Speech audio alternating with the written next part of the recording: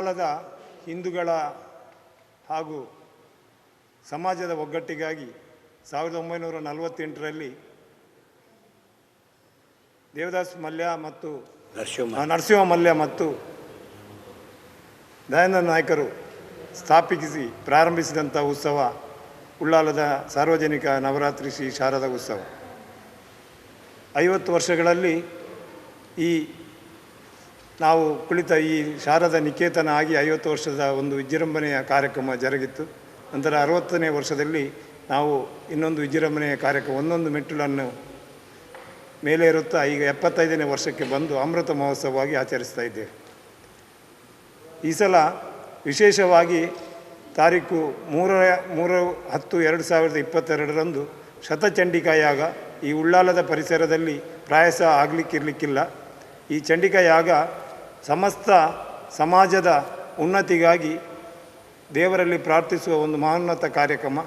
ಈ ಕಾರ್ಯಕ್ರಮವನ್ನು ವಿಶೇಷವಾಗಿ ನಾವು ಆಚರಿಸಿದ್ದೇವೆ. ಈ ಸಲದ ಉತ್ಸವವು 1/10/2022 ಪ್ರಾರಂಭ ಆಗಿ 5/10/2022 ಸಮಾಪನೆಗೊಳ್ಳಲಿದೆ.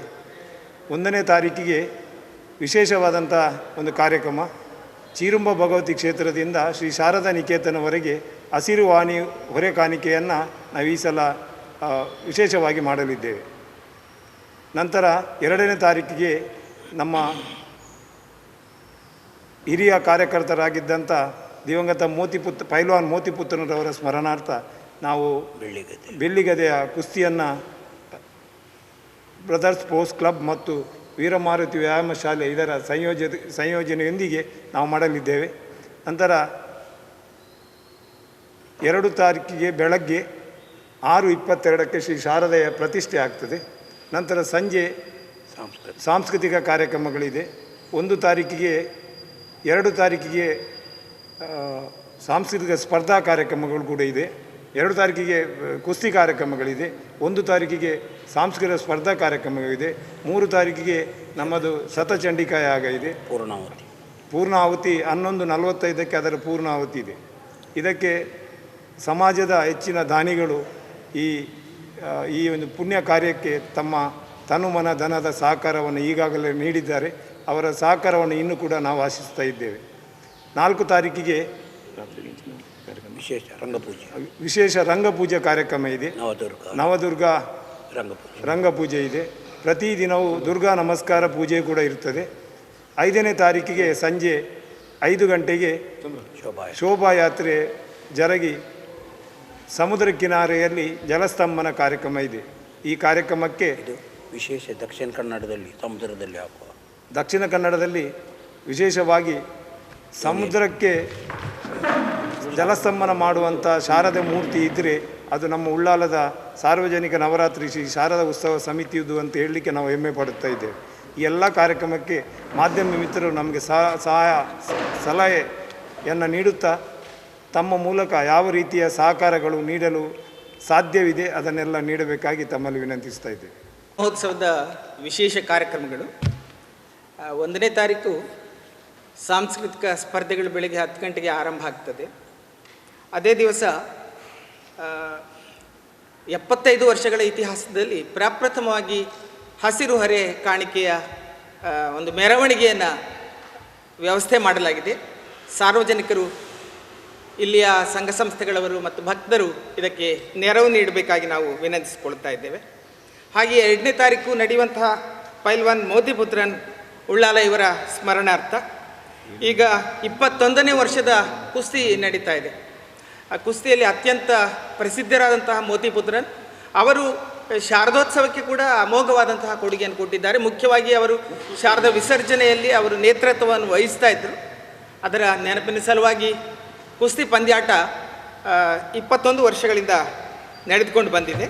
ಆ ವ್ಯವಸ್ಥೆಯನ್ನು ಶ್ರೀ ವೀರಮಾರುತಿ ವ್ಯಾಯಾಮ ಶಾಲೆ ಮತ್ತು ಮೊಗವೀರ ಹಿರಿಯ ಪ್ರಾಥಮಿಕ ಶಾಲಾ ಹಳೆ ವಿದ್ಯಾರ್ಥಿ ಸಂಘ ಬ್ರದರ್ಸ್ ಸ್ಪೋರ್ಟ್ ಕ್ಲಬ್ ಇವರು ಇದನ್ನು ನಿರ್ವಹಿಸ್ತಾ ಇದ್ದಾರೆ. ಅದರಲ್ಲಿ ವಿಶೇಷವಾಗಿ ಬೆಳ್ಳಿ ಗದೆಯನ್ನು ರೋಲಿಂಗ್ ಶೀಲ್ಡ್ ಆಗಿ ಕೊಡ್ತದೆ ಮತ್ತು ಪ್ರತ್ಯೇಕವಾಗಿ ಟ್ರೋಫಿ ಇರ್ತದೆ. ಬೆಳ್ಳಿ ಗದೆಯನ್ನು ಮಾತ್ರ ಪ್ರತಿ ವರ್ಷ ಅದನ್ನು ಅವರು ತಂದು ಮುಟ್ಟಿಸಬೇಕು ಮತ್ತು ಮುಂದಿನ ಸ್ಪರ್ಧೆ ನಡೆಯುವಾಗ ಕೊಡಬೇಕಾಗ್ತದೆ. ಆದರೆ ಟ್ರೋಫಿ ಕೊಟ್ಟಿರ್ತದೆ. ಆ ಟ್ರೋಫಿಯನ್ನು ಅವರು ಅವರಲ್ಲಿ ಇಟ್ಕೊಳ್ಳುವಂತಹದ್ದು. ಮತ್ತೊಂದು ವಿಶೇಷತೆ ಅಂತ ಹೇಳಿದರೆ ಬಹುಶಃ ಎಲ್ಲಿ ಕೂಡ ನಗದನ್ನು ಕೊಡುವಂತಹ ಒಂದು ಕ್ರಮ ಯಾವುದೇ ಕುಸ್ತಿ ಪಂದ್ಯಾಟದಲ್ಲಿ ಇಲ್ಲ ಎನ್ನುವ ಅಭಿಪ್ರಾಯ ಬಂದಿದೆ. ಆದರೆ ಉಳ್ಳಾಳದಲ್ಲಿ ಮಾತ್ರ ಒಂದು ಹೆಚ್ಚಿನ ರೀತಿಯ ನಗದು ಪ್ರೋತ್ಸಾಹವನ್ನು ಅಲ್ಲಿ ಪಾಲ್ಗೊಳ್ಳುವಂತಹ ವಿಜೇತರಾದ ಕುಸ್ತಿ ವಿಜೇತರಿಗೆ ಕೊಡುವಂತಹ ಒಂದು ವಿಧಾನ ಇದೆ. ಅದೇ ದಿವಸ ವಿಶೇಷವಾಗಿ ಮಹಿಳಾ ವೇದಿಕೆಯಿಂದ ಒಂದು ಕಾರ್ಯಕ್ರಮ ಏರ್ಪಾಡಾಗಿದೆ. ಸತ್ಯನಾಪುರದ ಸಿರಿ ಪೌರಾಣಿಕ ನಾಟಕ ಶಾರದಾ ಮಹಿಳಾ ವೇದಿಕೆಯಿಂದ ನಡೀತಾ ಇದೆ.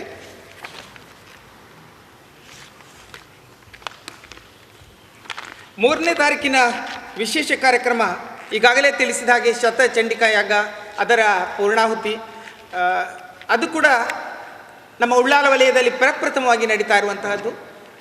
ಸುಮಾರು 20ಕ್ಕೂ ಹೆಚ್ಚು ಋತ್ವಿಕರು ಬರ್ತಾರೆ ಮತ್ತು ಅಲ್ಲಿ ನಡೆಯುವಂತಹ ವಿಶೇಷವಾದ ಹೋಮ ಏನಿದೆ, ಲೋಕ ಕಲ್ಯಾಣಾರ್ಥವಾದ ಉದ್ದೇಶವನ್ನು ಹೊಂದಿರುವ ಈ ಹೋಮ ಸರ್ವಜನರ ಸಹ ಪಾಲ್ಗೊಳ್ಳುವಿಕೆಯನ್ನು ನಾವು ನಿರೀಕ್ಷೆ ಮಾಡ್ತಾ ಇದ್ದೇವೆ.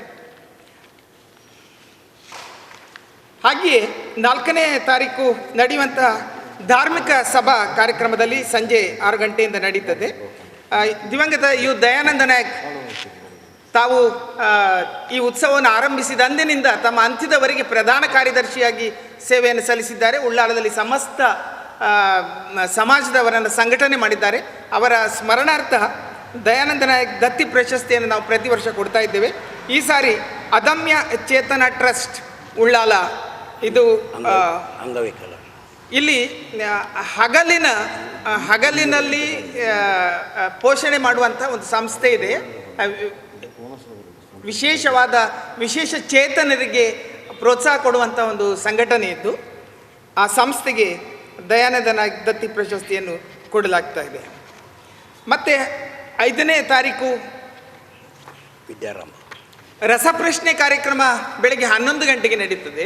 ಈ ರಸಪ್ರಶ್ನೆ ಕಾರ್ಯಕ್ರಮದ ವಿಶೇಷತೆ ಅಂತ ಹೇಳಿದರೆ, ಇದನ್ನು ತುಂಬ ವರ್ಷಗಳಿಂದ ಪ್ರೊಫೆಸರ್ ಗಿಲ್ರಾಜ್ ಅವರು ಇದನ್ನು ನಡೆಸಿಕೊಂಡು ಬರ್ತಾ ಇದ್ದಾರೆ ಅವರ ಸ್ವಂತ ಖರ್ಚಿನಲ್ಲಿಯೇ. ಈ ಸಾರಿಯ ವಿಶೇಷತೆ ಅಂತ ಹೇಳಿದರೆ, ಆ ರಸಪ್ರಶ್ನೆಯಲ್ಲಿ ಇದು ಮುಕ್ತವಾದಂತಹ ರಸಪ್ರಶ್ನೆ, ಯಾರು ಕೂಡ ಭಾಗವಹಿಸಬಹುದು. ವಿಶೇಷವಾದ 3 ಬಹುಮಾನಗಳನ್ನು ಇಟ್ಟಿದ್ದಾರೆ. ಒಂದು ಪ್ರಥಮ ಬಹುಮಾನ 11,111 ರೂಪಾಯಿ, ಎರಡನೇ ಬಹುಮಾನ 5,555, ಮೂರನೇ ಬಹುಮಾನ 2,222.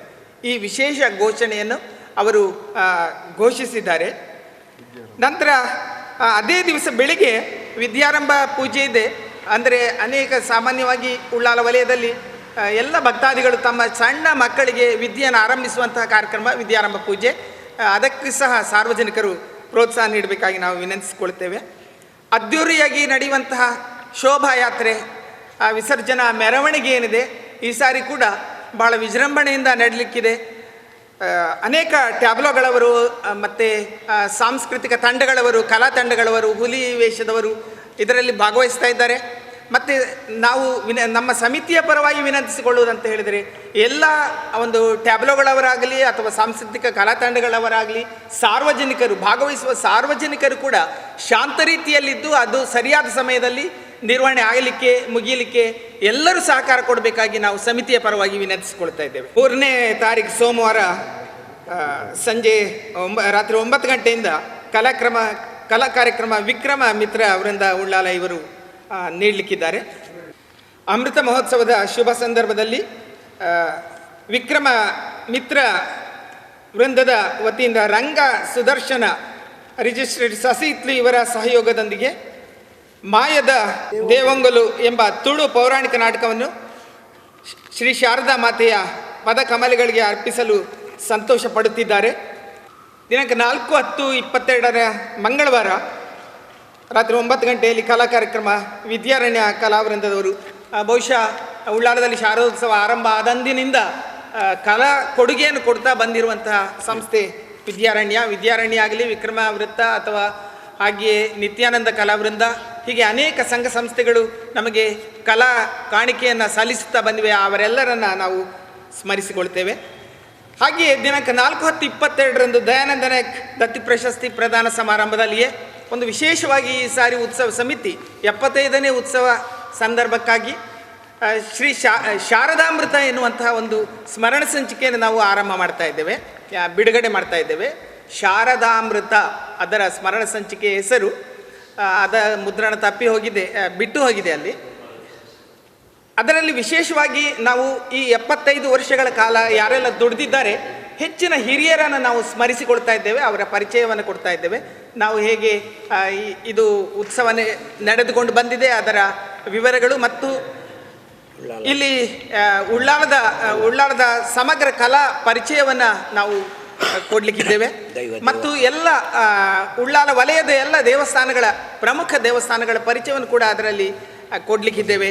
ಮತ್ತು ಈ ಸಾರಿಯ ಎಲ್ಲ ಕಾರ್ಯಕ್ರಮಗಳ ವರದಿ ಕೂಡ ಅದರಲ್ಲಿ ಇರ್ತದೆ. ಈ ರೀತಿ ನಾವು ಒಂದು 75ನೇ ಉತ್ಸವವನ್ನು, ಅಮೃತ ಮಹೋತ್ಸವವನ್ನು ಅತ್ಯಂತ ಸ್ಮರಣೀಯವಾಗಿ ನಾವು ಉಳಿಸಿಕೊಳ್ಳುವ ದೃಷ್ಟಿಯಿಂದ ಬೇರೆ ಬೇರೆ ಚಟುವಟಿಕೆಗಳನ್ನು ಈಗಾಗಲೇ ನಾವು ಆರಂಭ ಮಾಡಿದ್ದೇವೆ. ಹಿಂದೆ ಈಗಾಗಲೇ ಶ್ರೀ ಶಾರದಾಮೃತ ಸಾಲವೃಕ್ಷ ಎನ್ನುವ ಕಾರ್ಯಕ್ರಮವನ್ನು ಶ್ರೀ ಮಾಧವ ಉಳ್ಳಾಲ್ ಅವರ ನೇತೃತ್ವದಲ್ಲಿ ಉಳ್ಳಾಲ್ ಬೈಲ್ನಲ್ಲಿ ಈಗಾಗಲೇ ಅದನ್ನು ಯಶಸ್ವಿಯಾಗಿ ನಿರ್ವಹಿಸಲಾಗಿದೆ. ಈ ದಿವಸ ನಡೆದಂಥ ವಿವಿಧ ರೀತಿಯ ಆಟೋಟ ಸ್ಪರ್ಧೆಗಳಲ್ಲಿ ಸಾವಿರಾರು ವಿದ್ಯಾರ್ಥಿಗಳು ಈ ದಿವಸ ಪಾಲ್ಗೊಂಡು ಯಶಸ್ವಿಗೊಳಿಸಿಕೊಟ್ಟಿದ್ದಾರೆ.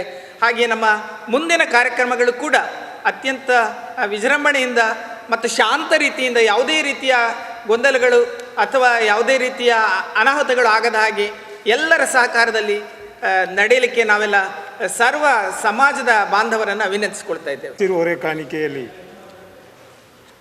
ಉಳ್ಳಾಲ ವಲಯದ ಎಲ್ಲ ದೇವಸ್ಥಾನಗಳ ಪ್ರಧಾನ ಅರ್ಚಕರು ಒಂದೇ ವೇದಿಕೆಯಲ್ಲಿ ಬಂದು ಮತ್ತೊಮ್ಮೆ ಉಳ್ಳಾಲ ವಲಯದ ಎಲ್ಲ ದೇವಸ್ಥಾನಗಳ ಪ್ರಧಾನ ಅರ್ಚಕರು ಒಂದೇ ವೇದಿಕೆಯಲ್ಲಿ ಬಂದು ವಿಶೇಷ ಒಂದು ಹಸಿರು ಹೊರೆ ಕಾಣಿಕೆಯನ್ನು ಉದ್ಘಾಟಿಸಲಿದ್ದಾರೆ.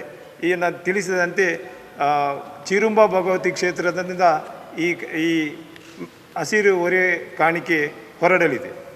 ಮತ್ತೊಂದು ವಿಶೇಷವಾಗಿ ಏನಂದರೆ ಧಾರ್ಮಿಕ ಸಭಾ ಕಾರ್ಯಕ್ರಮ ತಮಗೆ ಮೊದಲೇ ತಿಳಿಸಿದಂತೆ ಅದರಲ್ಲಿ ದತ್ತಿ ಪ್ರಶಸ್ತಿ, ದಯಾನಂದ ನಾಯಕರ ದತ್ತಿ ಪ್ರಶಸ್ತಿ ಪ್ರದಾನ ಆಗ್ತದೆ. ಈ ಕಾರ್ಯಕ್ರಮಕ್ಕೆ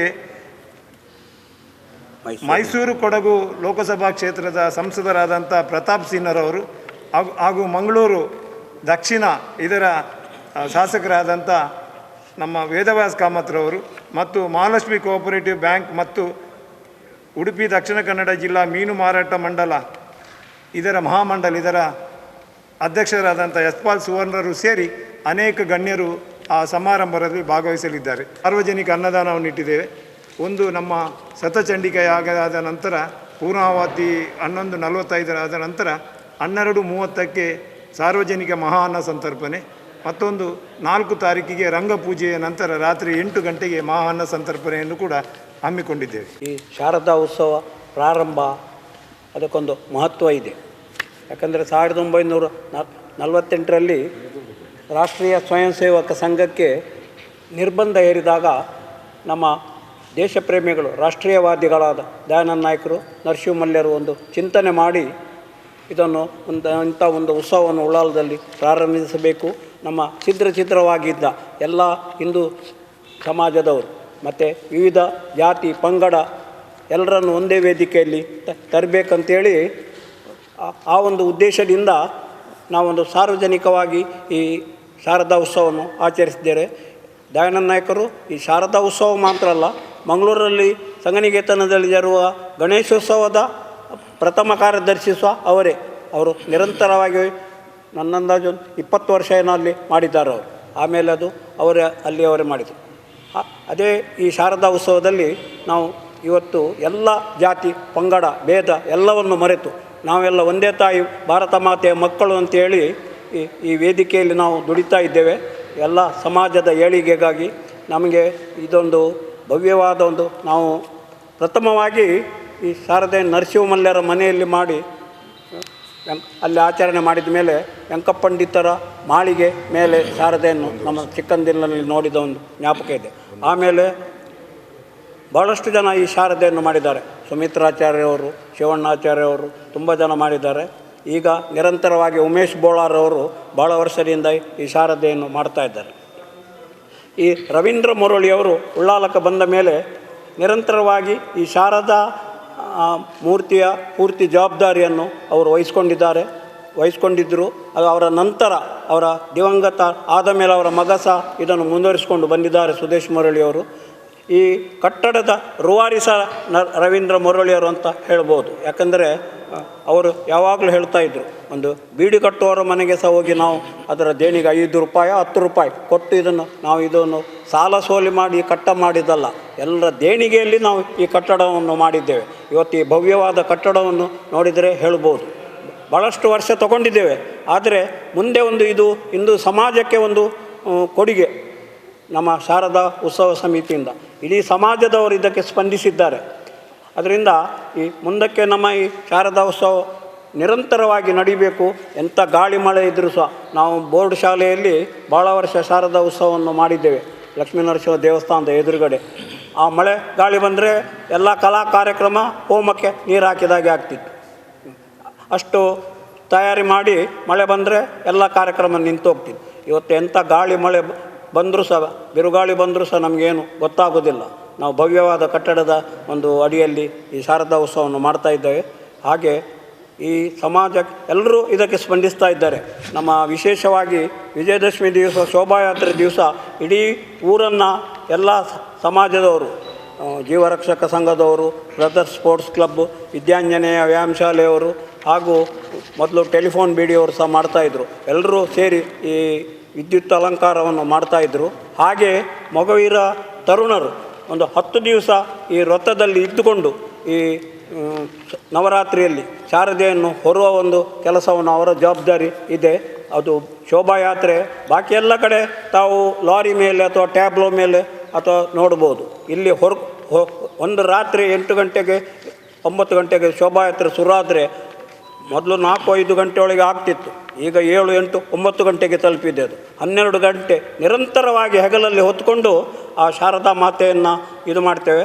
ನಮ್ಮದು ವಿಶೇಷವಾಗಿ ಶೋಭಾಯಾತ್ರೆಯ ನಮ್ಮ ಅಂತಿಮ ಕಾರ್ಯಕ್ರಮ ಸಮುದ್ರ ಕಿನಾರೆಯಲ್ಲಿ ರಾಷ್ಟ್ರೀಯ ಸ್ವಯಂ ಸೇವಕ ಸಂಘದ ಭಗವಾ ಧ್ವಜ ಹಾಕಿ ಅದರಲ್ಲಿ ನಮಸ್ತೆ ಸದಾ ವತ್ಸಲೆ ಮಾತೃಭೂಮಿ ಆ ಹಾಡನ್ನು ಹೇಳಿಕೊಂಡು ಅದರ ನಂತರ ಸಂಘದ ಆದೇಶ ಪ್ರಕಾರ ಕಾರ್ಯಕ್ರಮವನ್ನು ಶುರು ಮಾಡ್ತೇವೆ. ಅಲ್ಲಿ ಎಲ್ಲ ವೇಷಧಾರಿಗಳ ಕುಣಿತ, ತದನಂತರ ಅಲ್ಲಿ ಸಂಘದ ಪ್ರಮುಖರು ಅಥವಾ ಸಮಾಜದ ಒಬ್ಬರು ಪ್ರಮುಖರು ಬೌದ್ಧಿಕ ಒಂದು ಕಾರ್ಯಕ್ರಮವನ್ನು ಕೊಡ್ತಾ ಇದ್ದಾರೆ. ಈ ಬೌದ್ಧಿಕ ಕಾರ್ಯಕ್ರಮದಲ್ಲಿ ಭಾಳಷ್ಟು ಹಿರಿಯರು, ವಿದ್ಯಾನಂದ ಶೆಣೆಯವರು, ಜಗದೀಶ್ ಕಾರಂತರು, ಬಾಲಕೃಷ್ಣ ಭಟ್ರು, ರವೀಶ್ ತಂತ್ರಿಯವರು, ತೇಜಸ್ವಿ ಸೂರ್ಯ, ತೇಜಸ್ವಿನಿ, ನಾನು ಹೆಸರು ಹೇಳ್ತಾ ಹೋದ್ರೆ 10-30 ಜನ ವರ್ಷದಿಂದ ನಾವು ಈ ಕಾರ್ಯಕ್ರಮವನ್ನು ಮಾಡ್ತಾ ಇದ್ದಾರೆ.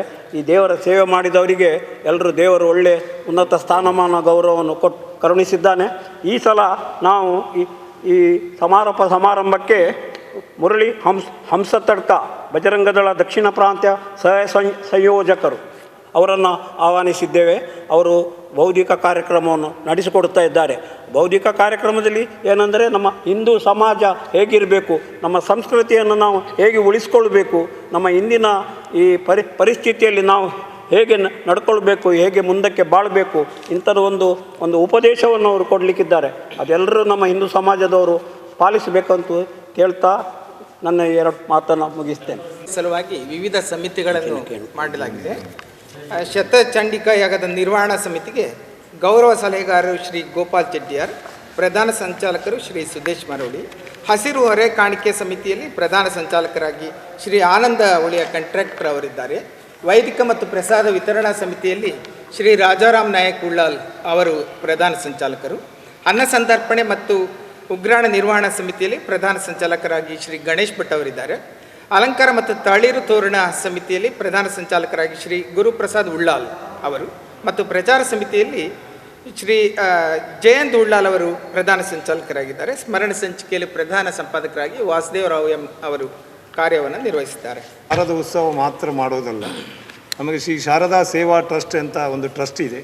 ಈ ಮುಖಾಂತರ ಸಮಾಜದ ನಮಗೆ ಸಾಧ್ಯವಷ್ಟು ಮಟ್ಟಿಗೆ ಸಮಾಜದ ಎಲ್ಲ ಕಾರ್ಯಗಳನ್ನು ನಾವು ಮಾಡ್ತಾ, ಪ್ರಮುಖವಾಗಿ ಕೋವಿಡ್ ಸಂದರ್ಭದಲ್ಲಿ ಸುಮಾರು 3,000 ಕಿಟ್ಗಳನ್ನು ನಾವು ವಿತರಿಸಿದ್ದೇವೆ. ಉಚಿತ ಸಾಮೂಹಿಕ ವಿವಾಹ, ಉಚಿತ ಕಂಪ್ಯೂಟರ್ ತರಬೇತಿ, ಉಚಿತ ವೈದ್ಯಕೀಯ ತಪಾಸಣಾ ಶಿಬಿರ, ಇಂಥ ಹಲವು ಕಾರ್ಯಕ್ರಮಗಳನ್ನು ನಾವು ನೀಡುತ್ತಾ ಬಂದಿದ್ದೇವೆ. ಮತ್ತು ಸಾಧ್ಯವಾದ ಮಟ್ಟಿಗೆ ಧನ ಸಹಾಯದ ಯಾರಿಗೆ ಅವಶ್ಯಕತೆ ಇದೆ ಅವರಿಗೆ ಧನ ಸಹಾಯವನ್ನು ಕೂಡ ಮಾಡಿದ್ದೇವೆ. ಎಲ್ಲರ ಒಂದು ಭಕ್ತಿಯ ಕೇಂದ್ರವಾಗಿ ಇಲ್ಲಿ ನಾಗಬ್ರಹ್ಮಾದಿ ಪಂಚದೈವಿಕ ಸನ್ನಿಧಿ ಎನ್ನುವ ಒಂದು ನಾಗದೇವರ ಒಂದು ಗುಡಿಯನ್ನು ನಾವು 4 ವರ್ಷಗಳ ಮೊದಲು ಇಲ್ಲಿ ಸ್ಥಾಪಿಸಿದ್ದೇವೆ. ಇದಕ್ಕೆ ಎಲ್ಲ ಸಮಾಜದ ಅಲ್ಲಿ ಜಾತಿ ಭೇದ ಭಾವ ಇಲ್ಲದೆ ಎಲ್ಲರೂ ಬಂದು ಇಲ್ಲಿ ಸೇವೆ ಮಾಡ್ತಾ ಇದ್ದಾರೆ. ನಮಗೆ ಮಹಿಳಾ ವೇದಿಕೆ ಎನ್ನೋ ಒಂದು 16 ವರ್ಷದಿಂದ ಮಹಿಳಾ ವೇದಿಕೆ ಈ ಉತ್ಸವಕ್ಕೆ ಬೆನ್ನೆಲುಬಾಗಿ ತುಂಬ ದುಡಿತಾ ಇದೆ. ಮತ್ತು ಅದೇ ರೀತಿ ಸಮಾಜದ ಇತರ ಸಂಘ ಸಂಸ್ಥೆಗಳು, ಉಳ್ಳಾಲದ ಎಲ್ಲ ಸಂಘ ಸಂಸ್ಥೆಗಳು ಒಂದು ಬಿಟ್ಟು ಅಂತಿಲ್ಲ, ಸುಮಾರು 78 ಸಂಘ ಸಂಸ್ಥೆಗಳು ಈ ಉತ್ಸವದಕ್ಕೆ ಬೆನ್ನೆಲುಬಾಗಿದೆ. ಇವರೆಲ್ಲರ ಸಹಕಾರದಿಂದ ಈ ಬಾರಿಯ ಉತ್ಸವ ಇನ್ನಷ್ಟು ಉತ್ತಮವಾಗಿ ವಿಜೃಂಭಿಸಲಿದೆ ಅಂತ ಹೇಳಲು ಇಚ್ಛಿಸ್ತಾ ಇದ್ದೇನೆ. ಕಡೆಯದಾಗಿ ಎಲ್ಲ ಮಾಧ್ಯಮ ಮಿತ್ರರ ಹತ್ರ ಒಂದು ವಿಜ್ಞಾಪನೆ. ನಾವು ಈ ಕಾರ್ಯಕ್ರಮ ಯಶಸ್ವಿಗೊಳಿಸಲು ತಾವು ಸಾಧ್ಯವಾದಷ್ಟು ತಮ್ಮಿಂದ ಪ್ರಚಾರವನ್ನು ಕೈಗೊಳ್ಳಬೇಕಂತೇಳಿ ತಮ್ಮ ಕ್ಲಿಪ್ಪಿಂಗ್ಸ್ ಮುಖಾಂತರವೋ ಬಾಕಿ ಏನು ಮಾಧ್ಯಮದ ಮುಖಾಂತರವೋ ಮಾಡಬೇಕಾಗಿ ಕೇಳ್ಕೊಳ್ತಾ ಇದ್ದೆ. ಹಾಗೆ ಊರಿನ ಎಲ್ಲ ಸಮಾಜದ ಹಿರಿಯರು ಕಿರಿಯರು ಎಲ್ಲ ಸಮಾಜ ಬಾಂಧವರು ಈ ಉತ್ಸವದಲ್ಲಿ ಭಾಗಿಯಾಗಿ ತಮ್ಮ ತನು ಮನ ಧನ ಹಾಗೂ ತಮ್ಮಿಂದ ಏನು ಸಾಧ್ಯವಷ್ಟು ಕೈಲಾದಷ್ಟು ಒಂದು ಸೇವೆಯನ್ನು ಮಾಡಿಕೊಂಡು ಆ ದೇವಿಯ ಕೃಪಾಕಟಾಕ್ಷಕ್ಕೆ ಪಾತ್ರರಾಗಬೇಕು. ಹಾಗೂ ಈ ದೇವಿಯ ಇಲ್ಲಿ ನಾವು 75 ವರ್ಷದಿಂದ ಆಚರಣೆ ಮಾಡಿಕೊಂಡು ಬಂದಿದ್ದರಿಂದ ನಮ್ಮ ಸಮಾಜವು ಭಾಳಷ್ಟು ಉನ್ನತಗೊಂಡಿದೆ ಅಂತೇಳಿ ನಮಗೆ ವಿಶ್ವಾಸ ಇದೆ. ಯಾಕೆಂದರೆ ಇಲ್ಲಿ ಸಾನ್ನಿಧ್ಯ ವರ್ಷ ಬೆಳೀತಾ ಇದೆ. ಈಗ ಶತಚಂಡಿಯಾಗ ನಮ್ಮ ಈ ಪರಿಸರದಲ್ಲಿ ಎಲ್ಲಿ ಆಗದಂಥ ಒಂದು ಯಾಗ ಇದು. ಇನ್ನು ಮುಂದಿನ ದಿನಗಳಲ್ಲಿ 100ನೇ ವರ್ಷಕ್ಕೆ ಸಹಸ್ರಚಂಡಿಯಾಗ ಸಹ ಆಗಬಹುದು. ಅದು ಇದು ವಿಷಯ. ಹಾಗೆ ಈಗ ಪಂಚದೈವ ನಾವೊಂದು ಇಲ್ಲಿ ಮೂಲ ಸ್ಥಾನದಲ್ಲಿ ಇದ್ದ ಒಂದು ರಕ್ತೇಶ್ವರಿ ನಾಗಬ್ರಹ್ಮ ಪಂಚದೈವಗಳನ್ನು ನಾವಿಲ್ಲಿ ಪ್ರತಿಷ್ಠಾಪನೆ ಮಾಡಿದ್ದಾರೆ. ಅದರಿಂದ ಭಾಳಷ್ಟು ಜನರಿಗೆ ಅದರೆಲ್ಲ ಪ್ರಯೋಜನ ದೇವರು ಅನುಗ್ರಹಿಸಿದ್ದಾನೆ ಅಂತೇಳಿ ಈ ಸಂದರ್ಭದಲ್ಲಿ ಹೇಳಲು ನಾನು ಇಚ್ಛೆಪಡಿಸ್ತಾ ಇದ್ದೇನೆ. ಮುಂದಕ್ಕೆ ಎಲ್ಲರೂ ಈ ದೇವಿಯ ಶಾರದಾ ಮಾತೆಯ ಹಾಗೂ ದುರ್ಗೆಯ ಸೇವೆ ಮಾಡಿ ಎಲ್ಲರೂ ಅವಳ ಕೃಪಾಕಟಾಕ್ಷಕ್ಕೆ ಪಾತ್ರರಾಗಬೇಕಾಗಿ ನಾನು ಕೇಳಿಕೊಳ್ತಾ ಇದ್ದೆ. ಇಲ್ಲಿ ವಿಶೇಷವಾಗಿ ಶ್ರೀಯುತ ಅನಿಲ್ ಪೈ ಅವರು ಭಾಳ ವರ್ಷ ಅವರ ದೊಡ್ಡ ತಂದೆಯವರು ಸಹ ಪುಂಡ್ಲಿಕ್ ಪೈ ಅಂತೇಳಿ ರಾಮರಾಯ್ ಪೈ ಅಂತೇಳಿ ಮಾಡ್ತಾಯಿದ್ರು. ಅದರ ನಂತರ ಅನಂತ ಪೈ ಅವರ ತಮ್ಮನ ಮಗ ರಾಮರಾಯ್ ಪೈ ಅವರ ತಮ್ಮನ ಮಗ ಮಾಡ್ತಾ ಇದ್ದಾರೆ. ದಿವಸಕ್ಕೊಂದು ಅಲಂಕಾರವನ್ನು ದೇವಿಯ ದುರ್ಗ ರೂಪದಲ್ಲಿ ಹಾಗೂ ಮಹಾನವಮಿಯ ಒಂದೊಂದು ದಿವಸ ಒಂದೊಂದು ಅಲಂಕಾರವನ್ನು ಮಾಡಿಕೊಂಡು ಸಿಂಹ ಸ್ವರೂಪಿಣಿ ಹೀಗೆಲ್ಲ ಮಾಡಿಕೊಂಡು ಬರ್ತಾ ಇದೆ. ಅದನ್ನು ನಾವು ವರ್ಷಂಪ್ರತಿ ನೋಡ್ಬೋದು. ನಮ್ಮ ಊರು ಸಣ್ಣದಾದರೂ ಸಹ ನಾವು ಈ ವಿಸರ್ಜನಾ ಮೆರವಣಿಗೆ ಆಗಲಿ ದೇವಿಯ ಒಂದು ಆರಾಧನೆ ಆಗಲಿ ಇಲ್ಲಿ ನಾವು ರಾತ್ರಿ ಅಷ್ಟೋತ್ತರ ಪಾರಾಯಣ ಆದ ಮೇಲೆ ನಮ್ಮದು ಯಾವಾಗಲೂ ಪೂಜೆ ಅಷ್ಟೋತ್ತರ ದೇವಿದು ಅಷ್ಟೋತ್ತರ ಪಾರಾಯಣ ಉಂಟು. ಭಾಳಷ್ಟು ಜನ ಭಾಗವಹಿಸ್ತಾ ಇದ್ದಾರೆ. ವಿಶೇಷ ಪೂಜೆ ದಿವಸ ಸಹ ನಾವು ವರ್ಷಂಪ್ರತಿ ಒಂದೊಂದು ಕಾರ್ಯಕ್ರಮವನ್ನು ಲಕ್ಷ ಕುಂಕುಮಾರ್ಚನೆಯನ್ನು ಮಾಡಿದ್ದೇವೆ. ದುರ್ಗಾ ನಮಸ್ಕಾರ ಸೇವೆಯನ್ನು ಮಾಡಿದ್ದೇವೆ. ಒಂದೊಂದು ವರ್ಷ ಒಂದೊಂದು ವಿಧದ ಸೇವೆಯನ್ನು ಮಾಡಿ ಆ ದೇವಿಯ ಕೃಪಾಕಟಾಕ್ಷಕ್ಕೆ ಪಾತ್ರರಾಗ್ತಾ ಇದ್ದೇವೆ. ಹಾಗೂ ಕಡೆ ದಿವಸದ ಅಲಂಕಾರವನ್ನು ಸಹ ನಮ್ಮ ಶಾರದೆದು ಒಂದು ವಿಶೇಷತೆ ಏನಂದರೆ ಎಲ್ಲ ಕಡೆ ನೀವು ಕಡೆ ದಿವಸ ಅಲಂಕಾರ ನೋಡ್ಬೋದು. ಶಾರದೆ ಪುಸ್ತಕವಾಣಿ, ನಮ್ಮಲ್ಲಿ ಶಾರದೆ ಖಡ್ಗಧಾರಿಣಿ, ವೀಣಾಧಾರಿಣಿ ಹೌದು, ಆದರೆ ಖಡ್ಗಧಾರಿಣಿ ಯಾವ ಕ್ಷೇತ್ರದಲ್ಲಿ ಸಹ ಯಾವ ಶಾರದಾ ಮಂಟಪದಲ್ಲಿ ಸಹ ಇಲ್ಲ. ಉಳ್ಳಾಲದಲ್ಲಿ ಅದೊಂದು ಖಡ್ಗ ಇಟ್ಕೊಂಡು ಶಾರದೆ ವಿಶೇಷ. ಅದನ್ನು ತಾವು ಎಲ್ಲರೂ ಗಮನಿಸಿದ್ದೀರಾ ಇಲ್ವಾ ಗೊತ್ತಿಲ್ಲ. ನಮ್ಮ ಹಿರಿಯರು ಏನೋ ಒಂದು ಉದ್ದೇಶದಿಂದ ಮಾಡಿ ಇರಬೇಕದು. ಕಾಡಿಗೆ ಖಡ್ಗ ಇಟ್ಕೊಂಡು ಅದನ್ನೇ ನಾವು ಹಬ್ಬಕ್ಕನ ಅದು ಸಂಕೇತವೂ ಸಹ ಇರ್ಬೋದು. ವೀರರಾಣಿ ಹಬ್ಬಕ್ಕ ಪೋರ್ಚುಗೀಸರಿಂದ ನಮ್ಮ ಪಾರು ಮಾಡಿದ್ದು. ಅವಳು ಆ್ಯಕ್ಚುಲಿ ಮೊದಲ ಸ್ವಾತಂತ್ರ್ಯ ಹೋರಾಟಗಾರ. ನಮ್ಮ ಹಿಸ್ಟ್ರಿ ಪ್ರಕಾರ ಝಾನ್ಸಿ ರಾಣಿದ್ದು ಬರ್ತದೆ. ಅದಕ್ಕಿಂತ 400 ವರ್ಷ ಹಿಂದೆ ಇಲ್ಲಿ ಹಬ್ಬಕ್ಕ ಹೋರಾಟಗಾರ್ತಿ ಆಗಿದ್ಲು. ಅದು ನಮ್ಮ ಹಿಸ್ಟ್ರಿಯಲ್ಲಿ ಇಲ್ಲ. ಆದರೆ ನಮ್ಮ ಊರಿನವರಿಗೆಲ್ಲ ಗೊತ್ತಿದ್ದದ ವಿಷಯ. ಎಲ್ಲರೂ ಅದನ್ನು ಆ ಚರಿತ್ರೆಯನ್ನು ತಿಳ್ಕೊಳ್ಬೇಕಾಗಿದ್ದ ವಿಷಯ.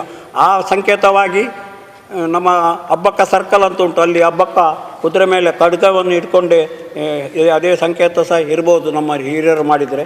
ಆ ವಿಶೇಷತೆಯನ್ನು ಇನ್ನು ಮುಂದಕ್ಕೆ ಸಹ ನಾವು ಅದನ್ನು ಮಾಡಿಕೊಂಡು ಬರುವವರಿದ್ದೇವೆ. ಈ ಎಲ್ಲ ಕಾರ್ಯಕ್ರಮ, ಈ ನವರಾತ್ರಿ ವಜ್ರ ಮಹೋತ್ಸವ ವಿಜೃಂಭಣೆಯಿಂದ ಆಗಬೇಕು. ತಮ್ಮ ಸಹಕಾರ ಪುನರಪಿ ನಾನು ಆಶಿಸ್ತಾ ಆ ದೇವಿಯಲ್ಲಿ ಪುನರಪಿ ಬೇಡುತ್ತಾ ನಮ್ಮ ಸಹಕಾರ ನಮ್ಮ ಈ ವರ್ಷದ ನವರಾತ್ರಿ ಉತ್ಸವ ಭಾಳ ವಿಜೃಂಭಣೆಯಿಂದ ಭಾಳ ನೆನಪಿನಲ್ಲಿರುವ ಹಾಗೆ ಮಾಡಬೇಕಂತೇಳಿ ದೇವರಲ್ಲಿ ಒಂದು ವಿಶೇಷತೆ ಇದೆ. ಉಳ್ಳಾಲದಲ್ಲಿ ಬಹುಶಃ ಎಲ್ಲಿ ಕೂಡ ಎಲ್ಲ ವಾಹನಗಳಲ್ಲಿ ಕೊಂಡೋಗ್ತಾರೆ ಸಾಮಾನ್ಯವಾಗಿ.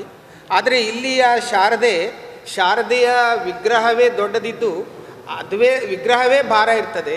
ಅದಕ್ಕೆ ಹಾಕುವ ಪೀಠ ಏನಿದೆ, ಪೀಠ ಮತ್ತಷ್ಟು ಭಾರ, ಬಹುಶಃ ಅದು ಟನ್ಗಟ್ಟಲೆ ಭಾರ ಇರುವುದರಿಂದ ಅದನ್ನು ಹೊರಲಿಕ್ಕೆ ಸಾಮಾನ್ಯರಿಂದ ಬಹಳ ಕಷ್ಟ ಇದೆ. ಆದರೆ ಮೊಗವೀರ ಬಂಧುಗಳು ಭಾಳ ಮೊದಲಿನಿಂದಲೂ ಕೂಡ ಅದನ್ನು ಹೊತ್ತುಕೊಂಡು ಹೋಗಿ ಕಡಲಿನವರೆಗೆ, ಬಹುಶಃ ಸಂಜೆ 7 ಗಂಟೆಯಿಂದ ಬೆಳಗಿನ 7 ಗಂಟೆಯವರೆಗೆ ಅವರು ಅದನ್ನು ಹೊರ್ತಾರೆ.